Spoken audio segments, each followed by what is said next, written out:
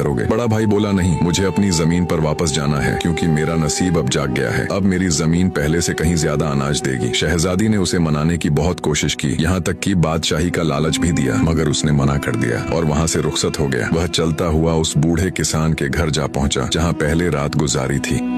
किसान उसे देखकर बहुत खुश हुआ और बोला, मैंने जो सवाल तुमसे पूछा था, क्या तुमने अपने नसीब से उसका जवाब मालूम किया या नहीं? बड़े भाई ने कहा, हाँ, नसीब ने बताया कि तुम्हारी जमीन के इस हिस्से में अशरफियों और हीरे जवाहरात का खजाना छिपा हुआ है, इसी वजह से वहाँ कुछ नहीं उगता। यह सुनकर बूढ़ा किसान हैरान रह गया। उसने फौरन बड़े भाई को साथ लिया और वहाँ पहुंचकर जमीन खोदना शुरू कर दी। कुछ ही देर में वहाँ से 7 संदूक निकले जो सोने और जवाहरात से भरे हुए थे। बूढ़ा किसान आह भर कर बोला, इतनी दौलत मुझे तुम्हारी मेहरबानी से मिली है, मगर अब मैं सोचता हूँ कि इसका क्या करूं? मैं बूढ़ा हो चुका हूं, मेरी एक ही जवान बेटी है। चाहता हूं कि तुमने जो एहसान मुझ पर किया है उसका बदला यूं उतारूं कि अपनी बेटी की शादी तुमसे कर दूं, फिर यह सारा खजाना तुम्हारा हो जाएगा। बड़ा भाई बोला, नहीं नहीं, मुझे अपनी जमीन पर वापस जाना है। मेरा नसीब अब जाग उठा है और मुझे यकीन है कि अब मेरी बंजर जमीन खूब फसल देगी। बूढ़े किसान ने उसे राजी करने की बहुत कोशिश की, मगर बड़े भाई ने मना कर दिया और वहाँ से चल पड़ा। रास्ते में जब वह जंगल से गुजरा तो वही शेर उसी जगह बैठा उसका इंतजार कर रहा था। शेर ने पूछा, सुनाओ मुसाफिर, तुम्हारा सफर कैसा रहा? बड़े भाई ने शेर को सारा वाकया सुनाया कि किस तरह एक देश का बादशाह दरअसल एक औरत निकली जिसने उससे शादी की ख्वाहिश की और किस तरह एक बूढ़े किसान की जमीन से